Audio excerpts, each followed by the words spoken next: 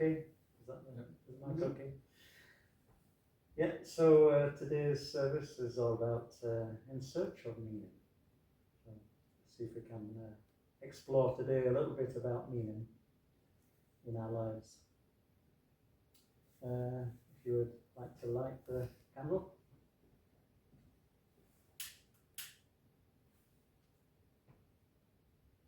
We spend our lives looking for meaning, why we are here, what is our purpose. We will explore the idea of how we might look at life and find meaning and what inspires us to change our circumstances. May our worship together give us meaning today. So I attended an online book discussion the day after Holocaust Memorial Day about Viktor Frankls' book, Man's Search for Meaning. So today's theme is in search of meaning. So this is my kind of thoughts about it and what I took away from this book discussion. So I'll be drawing on some of the lessons from Viktor's life in the concentration camps and some of his ideas, thoughts and observations, because I think they are so relevant for us all today. We may not have gone through the same suffering as Viktor, but our lives do have their ups and downs, and our suffering is only relative to what we know and experience. One person's idea of suffering can be another person's relief from what they are currently suffering. It's all down to perspective.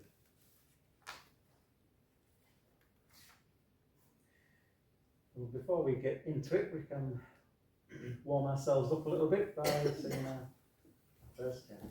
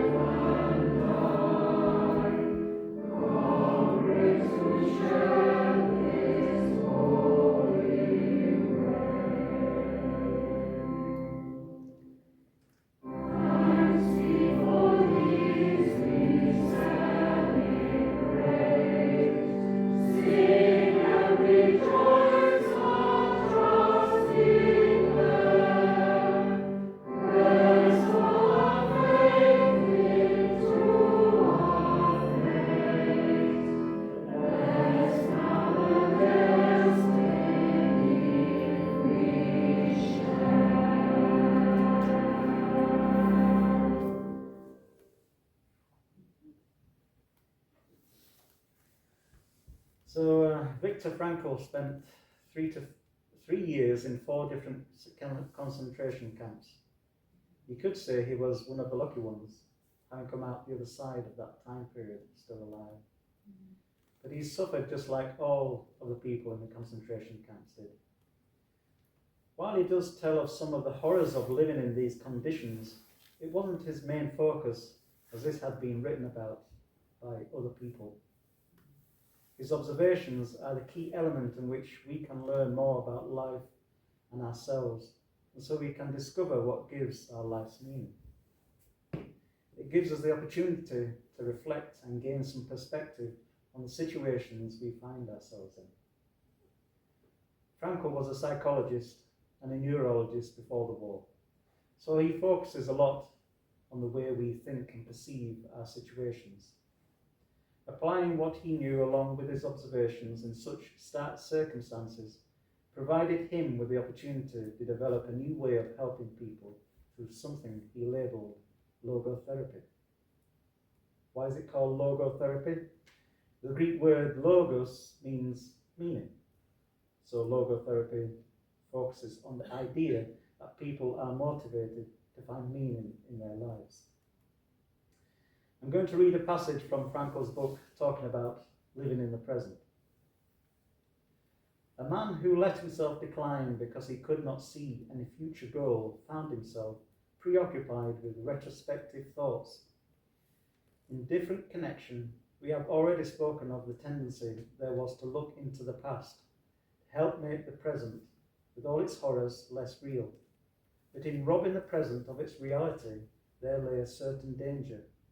It became easy to overlook the opportunities to make something positive of camp life, opportunities which really did exist. Regarding our provisional existence as unreal was in itself an important factor in causing the prisoners to lose their hold on life. Everything in a way became pointless. Such people forgot that often it is just such an exceptional, difficult external situation which gives man the opportunity to grow spiritually beyond himself. Instead of taking the camp's difficulties as a test of their inner strength, they did not take life seriously and despised it as something of no consequence. They preferred to close their eyes and to live in the past. Life for such people became meaningless. That's quite a powerful observation.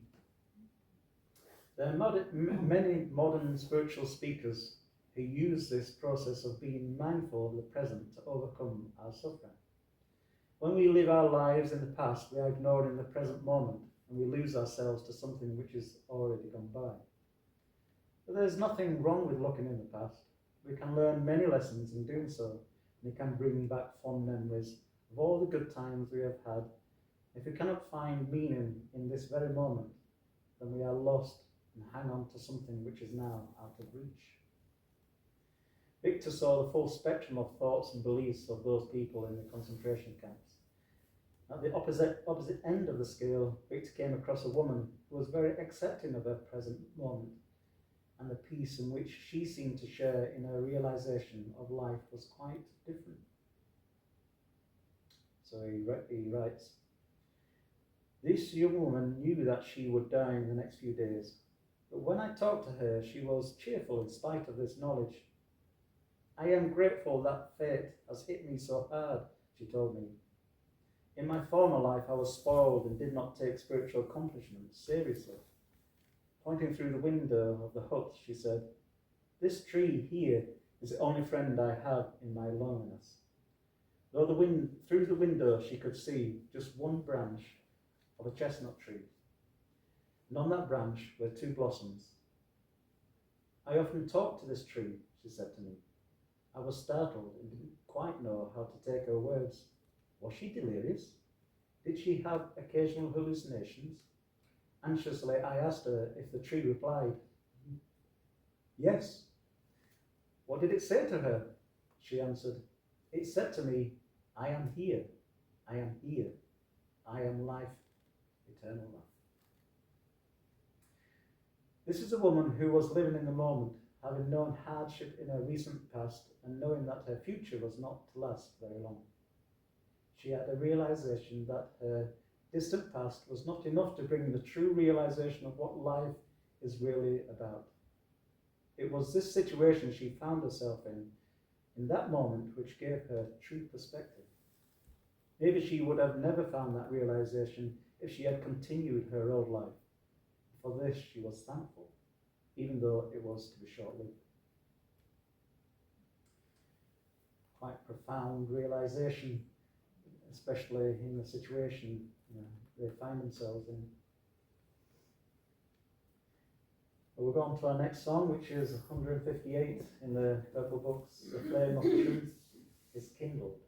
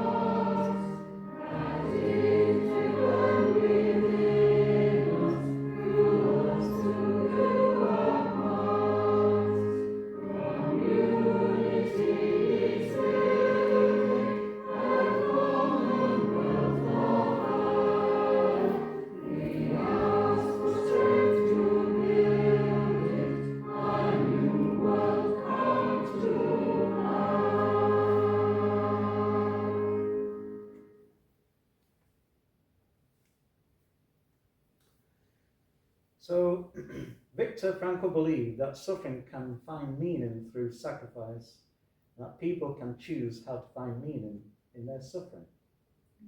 The technique he developed, called logotherapy, is a therapeutic approach that helps people find personal meaning in life. It's a form of psychotherapy that it focused on the future and on our ability to endure hardship through suffering, through a search for purpose. After the war, he practiced this technique from his home in Vienna, and he also lectured at Harvard University in the States.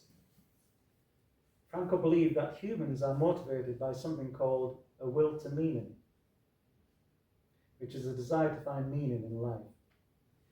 He argued that life can have meaning even in the most miserable of circumstances, and that the motivation for living comes from finding that meaning. Frankl offered three main concepts to frame in his approach: freedom of will, a will to meaning, and the meaning of life. I could delve into each one of these, but I want to keep this from being too heavy on the brains, because that could get quite deep.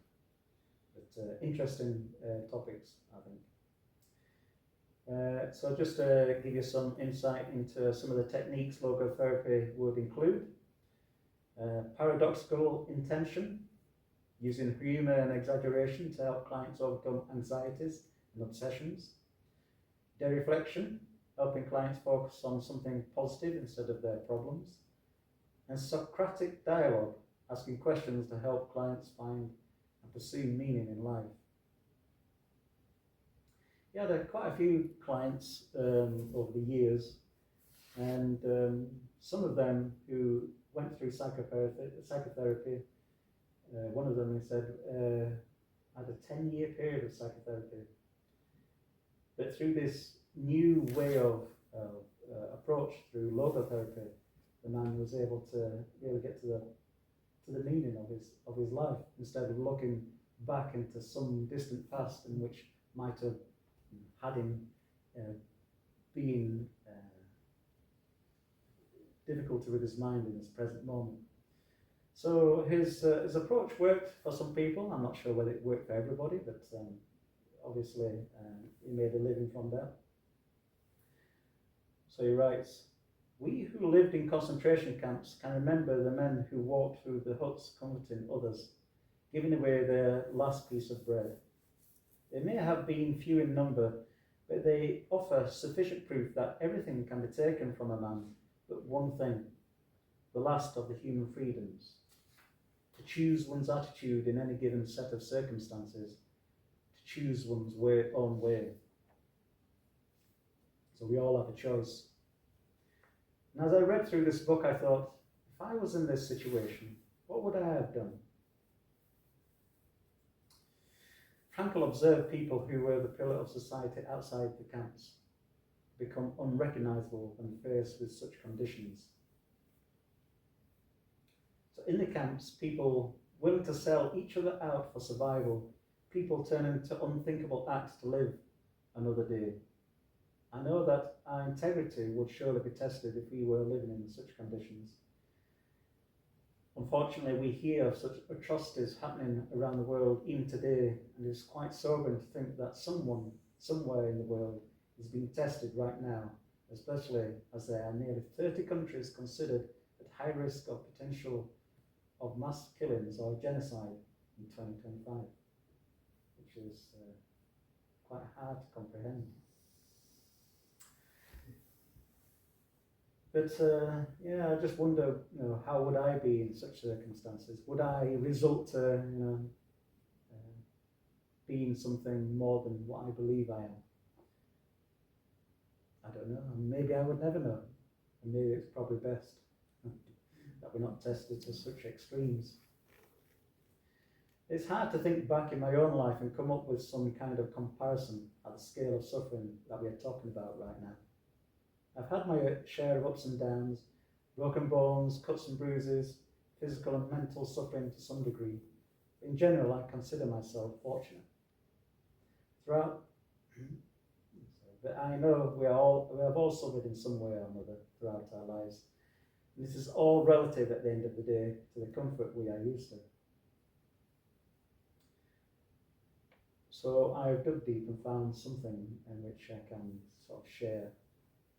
Not to the scale, but something relative to what I see in the world in general. So over the years, I have watched people in different career situations go about their work, hating their job and their life. I observed how people decline mentally because they feel trapped into being somewhere they despise or generally don't like. For the first 6 years of my working life, I had a job performing menial tasks in an engineering factory. I felt lucky to have a job, as they were hard to come by. In those days, lighting wasn't great, there was no windows to look outside, it was often cold, and we had to stand 8 to 10 hours a day without moving very far. So, as a young man being fit and healthy, I still found this work hard on the body as it was on the mind. The work was very dull, as well as the conditions being equally as dull. And I used to think back, my teacher used to warn us that if we didn't pick up our ideas, we would be only good enough to just press a button in a factory all day long. Many years later, I realised that is exactly what I was doing. Although it wasn't purely down to how well I listened to my teacher, it was just the circumstance of my opportunities to get a job straight after school. I drew a meagre wage and it had to support a young growing family. I wasn't imprisoned, I had the freedom to change my circumstance, but I believed that this is what work was all about, something I hated that I had to do to get money and live.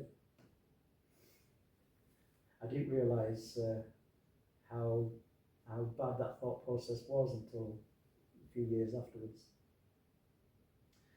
I slowly became a zombie. While this description seems extreme, it became a realisation when one day I was playing football and my mind went into automatic shutdown. I was standing, staring into space, right in the middle of a football match. I only came out of my state of zoning out when I realised that there was someone running full tilt at me with a football. I thought, oh, I better move. It was then I realised that I had to find another job. Work had become a chain hung around my neck and I couldn't see a way of getting out of it. That realisation took me into a mental decline. Not so much that I had to see a doctor, but I was experiencing physical symptoms of my mental state, with my mind automatically shutting down because that is what I would do while I was at work to overcome the monotony and repetitiveness of the type of work I was doing. I took this as a sign to change my work situation and find something which I would feel more comfortable with, and that stimulated my mind a little bit more. This eventually led to one of the best jobs I have had, where I actually enjoyed my work. So that pushed me, that extreme kind of physical things that was being manifest made me do something about it. I'm now fully aware of how we can be affected in this way. And I've seen many people over the years who have been signed off work with anxiety and stress.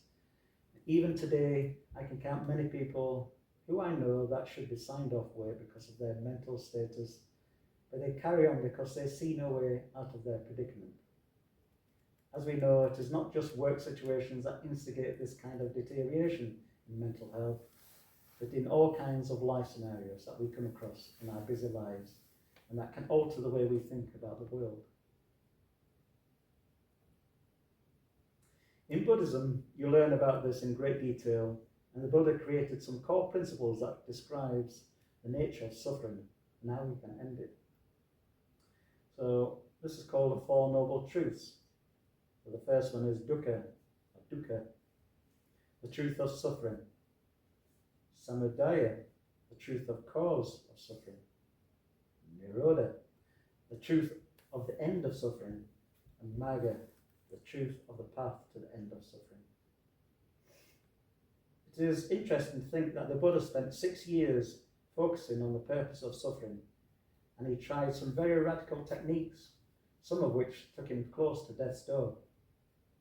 He eventually realised that we shouldn't have to go to such extremes to overcome our suffering, and after 49 days of meditation, he eventually found the answer. And so we have Buddhism in the world because of his search for meaning and overcoming the suffering that he saw in life.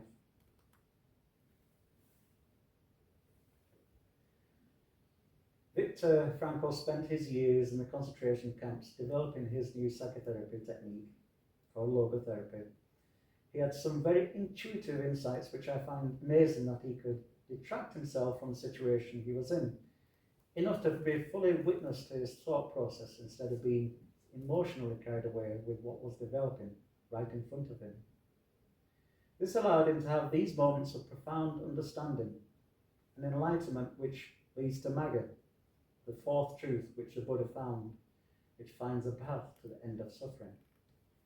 I believe that this is not just in the physical sense, but also in the spiritual one. Viktor finds a link between the physical and the non-physical way of seeing a situation, and in doing so, he realizes that we can choose who we are and how we want to express ourselves in our lives. So he writes in his book, even though conditions such as lack of sleep, insufficient food, and various mental stresses may suggest that the inmates were bound to react in certain ways, in the final analysis, it becomes clear that the sort of person the prisoner became was the result of an inner decision, and not the result of the camp influences alone. Fundamentally, therefore, any man can even, under such circumstances, decide what shall become of him. mentally and spiritually. He may retain his humanity, his human dignity, even in concentration camp. So there you go. It all depends on your outlook, your mindset, and how you apply it to what you are faced with in life. So Viktor observes people who suffered from illnesses which were not necessarily life-threatening, but for patients who had lost all hope in the future, life lost all meaning, and they would pass away because they had nothing left to live for. This shows how powerful our minds are. It has an ability to determine our human existence. This is why it is essential that we support each other on a regular basis. Our own suffering and various physical conditions, mental conditions, are susceptible to deterioration if we are not engaged in some way to the world around us. I find it fascinating to think that our own presence and engagement can quite simply hold the power to save someone else's life. This is my own realization, but one I hope you may share. We all have to live our own lives in whatever way we may see fit, but we often forget the power in which we hold within us. And that power we can share. We often feel like we lose power, that we don't have power within ourselves. It's just a conscious effort to just decide differently.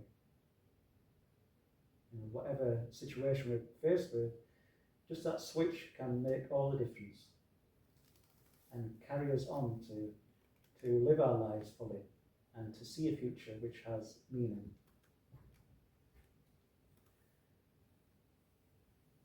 So, on to our next hymn, which is in Several Books, number 84, Justice for Persons.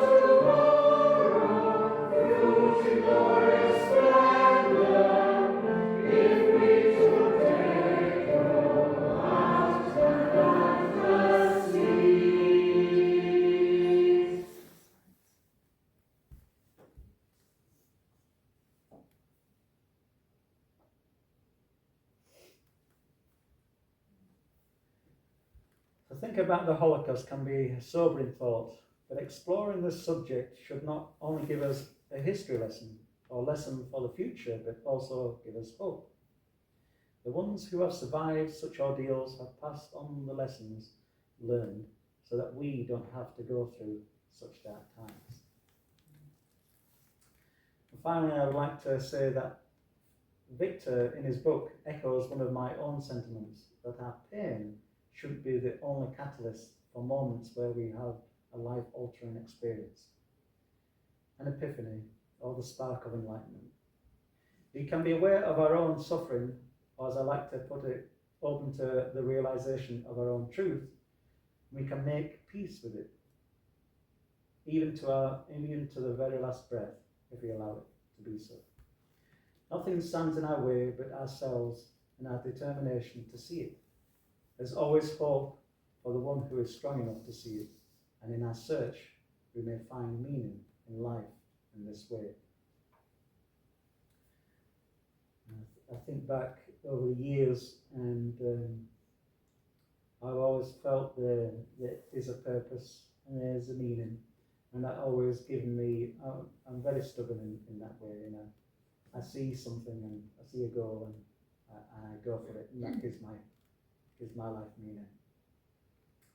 I also like to think there's something beyond, the physical as well. So, and that gives me meaning, and something which I focus very much upon, in this present day and time, and which spurs me on to give and to serve in a way that I do. So it might be nice, when we go away to just, I'm sure we all have the moments where we think back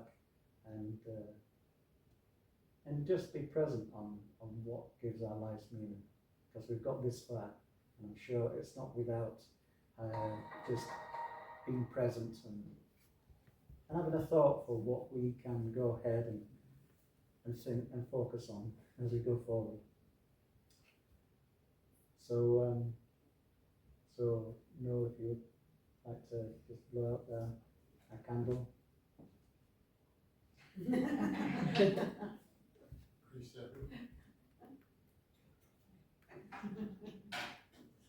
So we have lived our lives sometimes unsure of our place and purpose, but with these thoughts creates a spark of curiosity, exploring the answer to this deep and purposeful question: can we find meaning in our lives?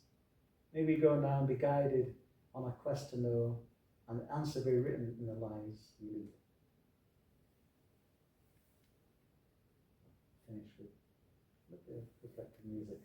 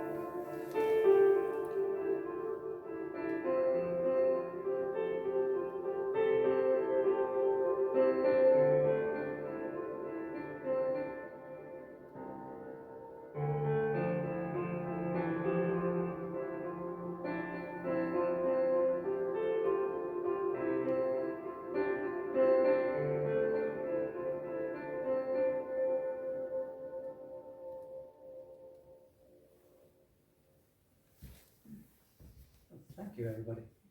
Thank you.